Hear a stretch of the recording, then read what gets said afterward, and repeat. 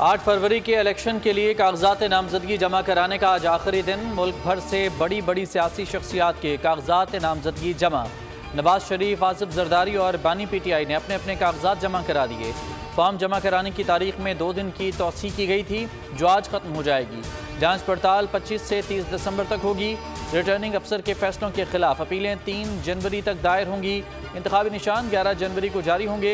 Polling schedule के मुताबिक 8 फरवरी को ही होगी। हल्का बंदियों पर एतराज़ात से मुताल्लिक इलेक्शन कमीशन का बड़ा फैसला। हल्का बंदियों पर एतराज़ात आम इंतखाबात के नताइज मुरतब करने के बाद सुनेंगे। कमीशन के फैसले में सुप्रीम कोर्ट के हालिया फैसले का भी हवाला। कहा, सुप्रीम कोर्ट ने एतराज़ात को सुना और उसने इंतखाबी प्रोग्राम को मुतासर करने के मुतरादिफ करार दिया।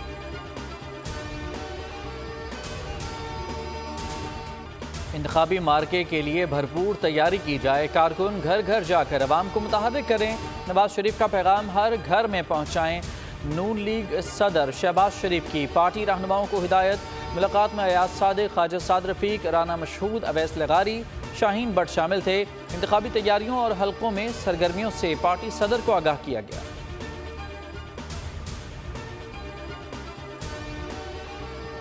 हाई कोर्ट और सुप्रीम कोर्ट सब्जेक्ट टू हमारी final decision by the lawyers, वो हम इंशाअल्लाह ताला चैलेंज करेंगे। अदलिया से हमारी दरख्वास्त होगी कि जल्द से जल्द इस पे फैसला करें, क्योंकि ये मसला पास सिर्फ हमारा नहीं है बल्कि पूरे सियासी निज़ाम और जमहूरियत का है। छिन गया बल्ले का निशान, PTI परेशान, फिर अदलिया से उम्मीदें।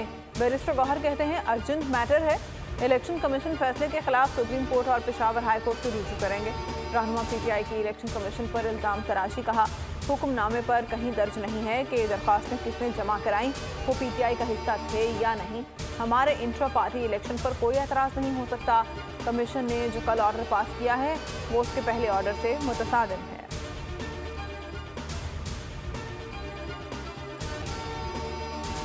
बानी PTI की आम इंतखाबात में हिस्सा लेने के लिए अपील। सुप्रीम कोर्ट दफ्तर ने दरख्वास्त एतराज़ लगाकर वापस कर दी। एतराज़ आयद किया गया। अपील के साथ मुंसलिक दस्तावेज़ात नामुकम्मल हैं। तमाम मुतालिका दस्तावेज़ात के हमरा अपील 6 जनवरी तक दायर की जा सकती है। बानी PTI ने तोशाखाना केस में नाअहली के खिलाफ अपील दायर की थी।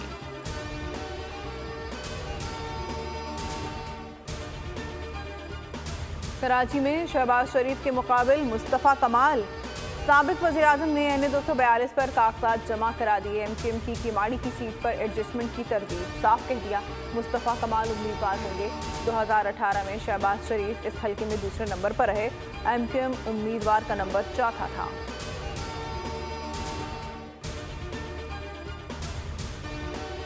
साइफर केस में 3 अहम गवाहों के बयान कलमबंद। जज अबुल हसनात की खुसूसी अदालत में समाअत। साबिक प्रिंसिपल सेक्रेटरी आजम खान ने बताया कि साइफर पर बनीगाला में इजलास बुलाया गया। साबिक वज़ीर आज़म को मशवरा दिया कि मरासला खुफिया है, इसे पब्लिक ना किया जाए। साबिक सफ़ीर असद मजीद ने कहा कि अमरीकी अहदेदार के घर पर मुलाकात हुई, वहाँ पर वजारत खारजा को आगाह किया।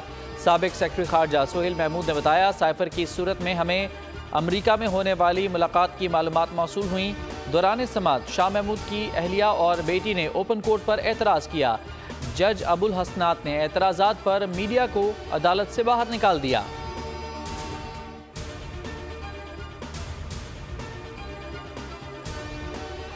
उसके खिलाफ अदम तहरीक आई तो साइफर का लिफाफा निकाला, आइन तोड़ा, स्पीकर से आइन की खिलाफ वर्जी कराई। ये मासूम है? सुप्रीम कोर्ट का फैसला आया कि आइन तोड़ा गया तो मुल्क की मईशत को तबाह कर दो, अवाम को बेरोजगार कर दो, रोटी, चीनी, आटा, बिजली, गैस महंगा कर दो, तुम मासूम हो।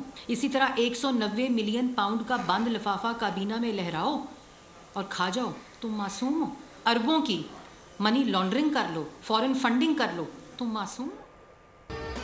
190 मिलियन का डाका डाला, रियासत पर चढ़ाई की, जवाब देना पड़ेगा। 2018 में लाडला कहा, अब मासूम कहकर मुसल्लत किया जा रहा है।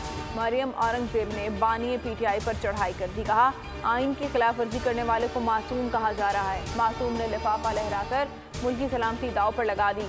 9 मई के मुजरिम को गुड टू सी यू कहा गया। क्या आवाम को भेड़ बकरियां समझ रखा है? आवाम अंडे, मुर्गियों, 1 करोड़ नौकरियों के झांसे में नहीं आएंगे।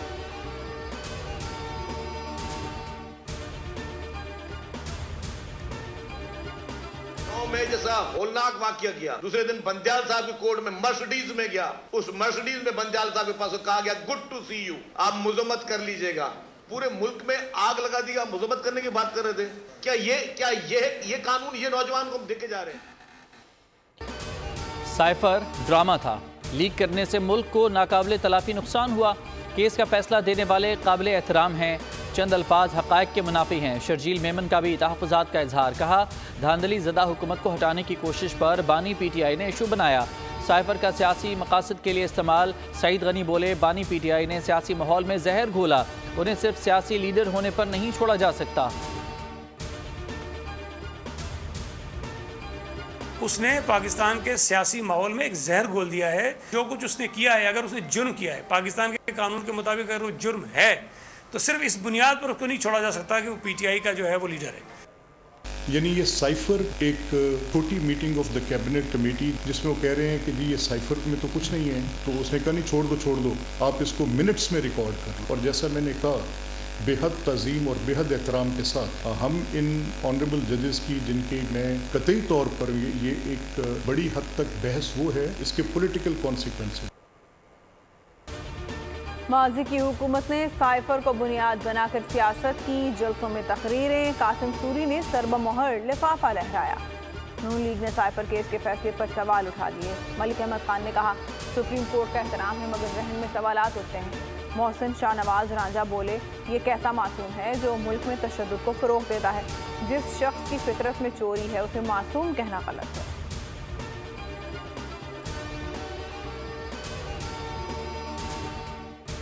कि आइन की तमहीद में लिखा है कि ये मुल्क उसके मुंतखब नुमाइंदे चलाएंगे।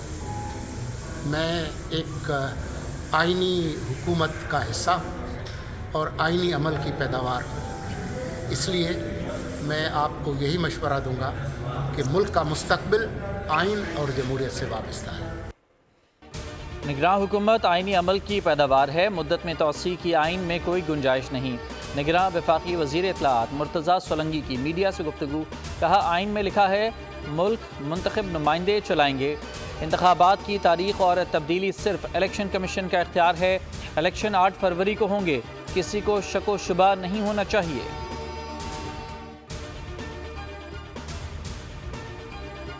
चौधरी परवेज इलाही को दिल की तकलीफ, अडियाला जेल से रावलपिंडी इंस्टीट्यूट ऑफ कार्डियोलॉजी मुंतकिल। जेल जराये के मुताबिक परवेज इलाही को गुज़िश्ता रात से दिल में तकलीफ की शिकायत थी। जेल अस्पताल में तिब्बी मुआयना, तबीयत खराबी के बाद अस्पताल ले जाया गया।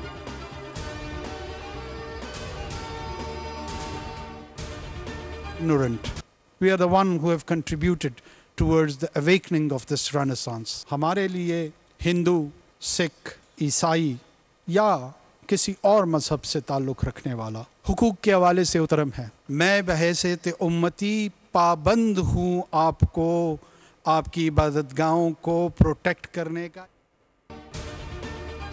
आज़ादी इज़हार राय और नफरत की ज़बान में फ़र्क होता है। निगरान वज़ीर आज़म अनवारुल हक काकड़ की दो टोक वजाहत। बैनुल मजहबी हमआहंगी तकरीब से खिताब में कहा कि मुल्क में इज़हार राय की आज़ादी है, नफरत फैलाने की नहीं। हिंदू सिख बरादरी समेत तमाम अक़लियतों के हुकूक बराबर हैं। बतौर वज़ीर आज़म अक़लियतों की हिफाजत देने का पाबंद हूँ।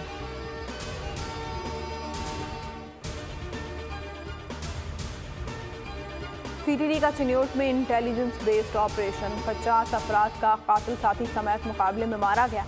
CTD के मुताबिक दहशतगर्द गजनफर नदीम फैसलाबाद में ISI दफ्तर पर हमले समेत 11 कार्रवाई में मुलविस था। सर की कीमत 25 लाख रुपए मुकर्रर की गई। 2011 से मफरूर था।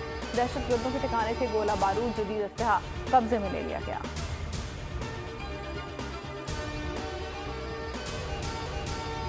कराची में RJ मॉल में आग कब और कैसे लगी? चौथी मंजिल पर फूड कोर्ट कैसे जला? CCTV फुटेज में वाज़ेह हो गया। 6:12:40 में स्पार्क हुआ। 6:17 तक चौथी मंजिल शोलों में घिर चुकी थी। 6:22 पर फूड कोर्ट मुकम्मल जल चुका था। तमाम मंजिलें धुएं से भर गईं। फायर ब्रिगेड को इत्तला 6:19 पर दी गई। ज़्यादातर अमवात दम घुटने से हुई।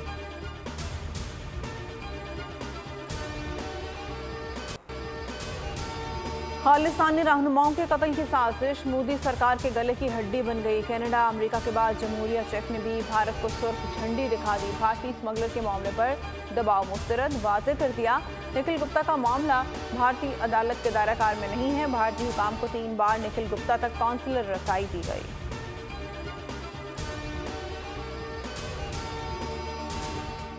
भारत में कोरोना फिर सर उठाने लगा। 24 घंटे में 752 नए केसेस रिपोर्ट। 4 अफराद जाने गंवा बैठे। 2 अमवात केरला, 1 राजस्थान और 1 कर्नाटका में हुई। एक्टिव केसेस की तादाद 3420 तक जा पहुंची।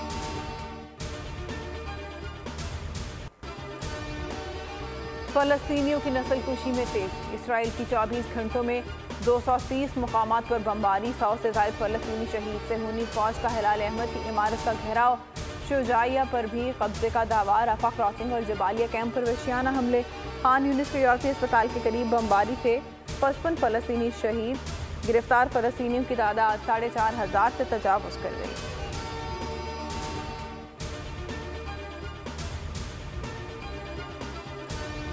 मेलबर्न टेस्ट के लिए कौमी टीम की तैयारियां। प्रैक्टिस मैच ड्रॉ होने के बाद भरपूर ट्रेनिंग सेशन। फील्डिंग और कैच पकड़ने की खुसूसी प्रैक्टिस। बैटर्स ने विकेट पर ठहरने के गुर आजमाए।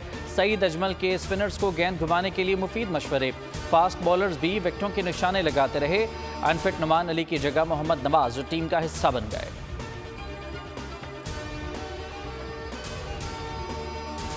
डेविस कप टाई पाकिस्तान में होगा।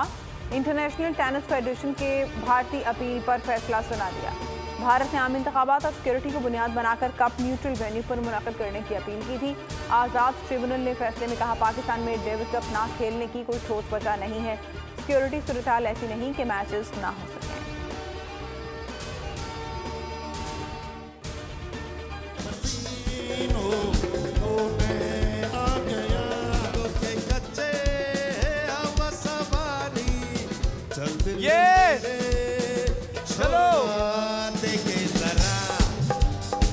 क्या बात है, खींचे खींचे, डर रहे हो। बहुत आला, गिराना नहीं, शाबाश शाबाश, बहुत आला।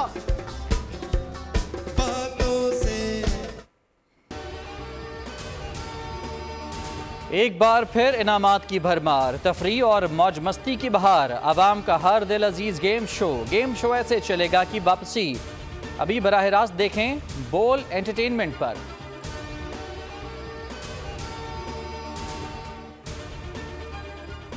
अदाकारा मीरा का कीमती हार मिल गया। पुलिस ने चोरी होने वाली घड़ी और हार हाफिजाबाद से बरामद कर लिया। दोनों की मालियत 1 करोड़ बनती है। 2 रोज कबल अदाकारा मीरा का ड्राइवर घर से चोरी करके फरार हो गया था।